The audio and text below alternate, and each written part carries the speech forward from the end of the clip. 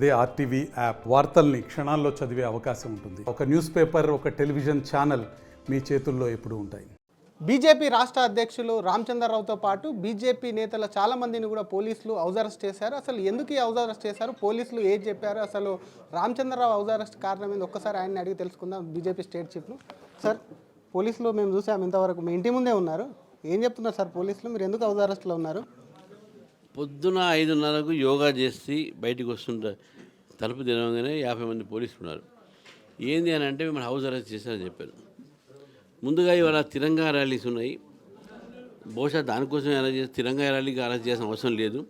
అది దేశభక్తి ఒక కార్యక్రమం, అది రాజకీయాలకు అతీతంగా కార్యక్రమం.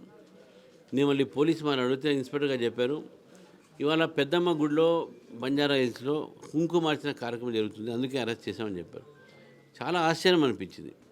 మహిళలు కుంకుమార్చిన కార్యక్రమం చేస్తే బీజేపీ రాష్ట్ర అధ్యక్షుని అరెస్ట్ చేయడం ఏంది అంటే, ఇక హిందూ వ్యతిరేకమైనటువంటి ఒక కార్యక్రమాలు ప్రభుత్వంది. అక్కడ గుడి ఆల్రెడీ కూలగొట్టారు. కూలగొడితే స్థానికులు దాన్ని మళ్ళీ కట్టుకున్నారు. అక్కడ పూజలు చేస్తూ ఉన్నారు. పూజలు కట్టుకుంటాం ఎట్లా? బీజేపీ వాళ్ళని ఎందుకు అరెస్ట్ చేయాలి? బీజేపీ అక్కడ ప్రోగ్రాం కాదు, అది అంతా హిందూ సంస్థలని ప్రోగ్రామ్స్, మహిళలు చేసే ప్రోగ్రామ్స్. సో ఈ రకమైనటువంటి ఒక ఈ చర్య వలన ఈ ప్రభుత్వం హిందువులకు వ్యతిరేకము, హిందూ సంస్థలకు వ్యతిరేకము, హిందూ గుళ్ళకు వ్యతిరేకము, హిందూ కార్యక్రమాలకు వ్యతిరేకము అని చెప్పి స్పష్టంగా మనకు కనబడతా ఉంది మనకు.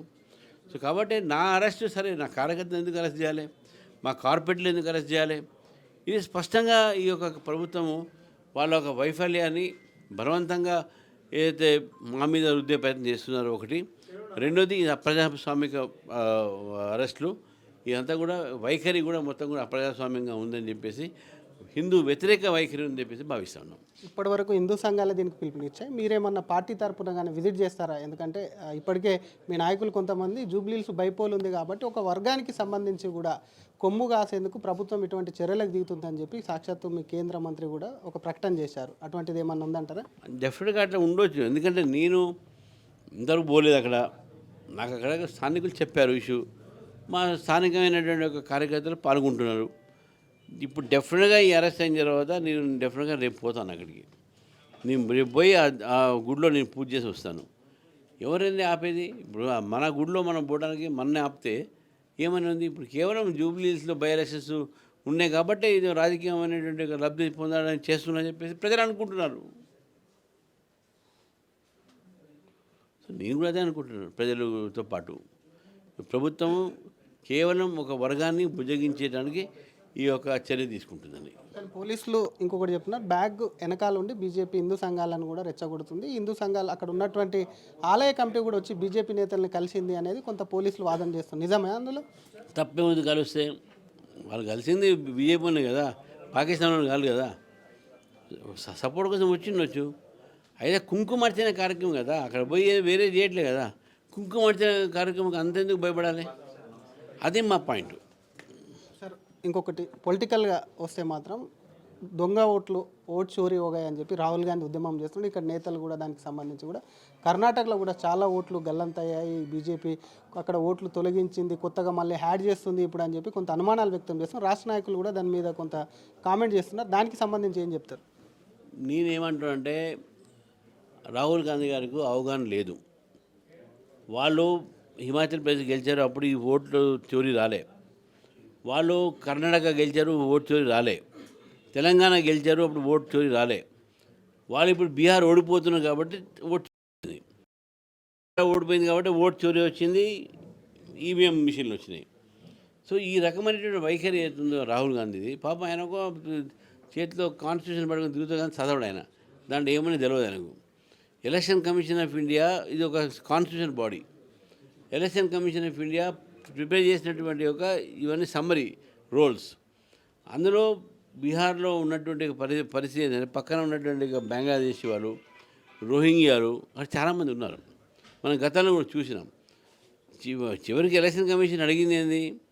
మీరు అక్కడ మీ date of birth, place of birth చూపెట్టండి, మీ ఓట్లు ఉంటాయి. మీరు ఎక్కడ పుట్టారని చెప్పకుండా పాకిస్తాన్లో పుట్టారా, బంగ్లాదేశ్లో పుట్టారా, మీరు ఎక్కడ పుట్టారు? అదే మేము అంటున్నాం. మీకు జాతీయత ఉన్నదా, నేషనాలిటీ ఏమున్నది? బంగ్లాదేశ్ నేషనాలిటీ ఉందా, రోహింగ్యా బర్మాది ఉందా? లేక ఇండియాది ఉందా, అది చూపడానికి వీళ్ళకి ఏంది భయము? పాపం రాహుల్ గాంధీ గారికి అదే అర్థం కావట్లే అనుకో. ఆయన వెనక కొంతమంది ఎట్లా చెప్తే నాడు చెప్తున్నాడు వచ్చేసి, వాస్తవం తెలియదు అనుకో. ఆయన రియల్ ఓటర్స్ కూడా ఫేక్ ఓటర్స్ అన్నాడు. అది క్లియర్ కట్గా నేను కొన్ని టీవీ ఛానల్ చూపెట్టినాయి. సో నేనేమంటున్నా అంటే ఇది ఒక ఫేక్ ఓటర్ అనే ఏదైతే భోగి ఉందో, ఇది ఒక ఫేక్ ఇండియన్ ద్వారా తీసుకొచ్చినటువంటి భోగి. అది ఫేక్ ఇండియన్ అంటే రాహుల్ గాంధీ ఫేక్ ఇండియన్. కానీ ఆయన ఫేక్ ఇండియన్ అయినా సరే మీరు తెలంగాణ గెలిచిందంటారు. గెలిచిన తెలంగాణలో కూడా ఇక్కడ ఉన్నటువంటి మంత్రులు కానివ్వండి, ఇక్కడ ఉన్నటువంటి నాయకులు కూడా ఇక్కడ కూడా అదే విధంగా దొంగ ఓట్లతో గెలిచినటువంటి బీజేపీ సిద్ధాంతం గురించి మాట్లాడే హక్కు లేదని చెప్పి ఇక్కడ నాయకులు కూడా మీ మీద కామెంట్ చేస్తున్నారు. సిద్ధాంతం గురించి మాట్లాడాలని నైతిక హక్కు ఉందా లేదనేది అది ప్రజలు నిర్ణయిస్తారు. మీరు ఓడిపోయిన కేసు మీది. ఓడిపోయిన కేసులో మీరు ఇప్పుడు తీసుకొచ్చి ఓట్ల చోరీ అంటున్నారు. ఓట్ల చోరీ అయినప్పుడు మీరు ఎందుకప్పుడు కంప్లైంట్ ఇవ్వలే? ఇప్పుడు ఎందుకు ఇస్తున్నారు? ఒకటి. రెండోది, మీరు ఆధారాలు ఏం పెట్టారు? ఏం పెట్టలే. అసలైన జెన్యున్ కూడా ఆధారాలు పెట్టారు. మీరు ఎప్పుడు తిరుగుతా ఈ ఎలిగేషన్ పెడుతున్నారు? ఎప్పుడు ఎలక్షన్స్ వస్తే పెడుతున్నారు. అది మీకు గౌరవమైనటువంటి ఒక రాజ్యాంగ సంస్థల మీద మీకు అసలు గౌరవం లేదు. మీకు దాన్ని ఎప్పుడు బదనాం చేసే ప్రయత్నం చేస్తారు.